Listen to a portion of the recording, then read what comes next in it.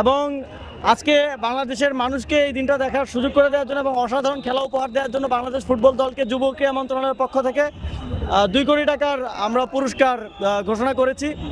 এবং আজকের পরে হয়তো আমি বলতে পারবো যে অ্যাজ এ স্পোর্টস মিনিস্টার একটা জায়গায় হলেও আমি সফল। Thank you.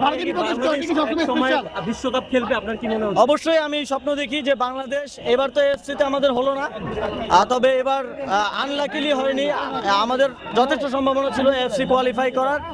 অতি দ্রুতই আমরা এফসিও কোয়ালিফাই করবো এবং অদূর ভবিষ্যতে আমরা বাংলাদেশ বিশ্বকাপের মঞ্চেও বাংলাদেশকে আমরা দেখব।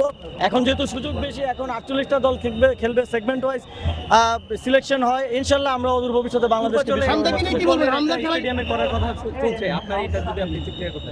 আমরা এটা নিয়ে পরিকল্পনা করছি, আমরা সম্ভাব্য জায়গাও খুঁজছি। ইনশাল্লাহ এই বিষয়ে খুব দ্রুত একটা ভালো সংবাদ আমরা দিতে পারবো।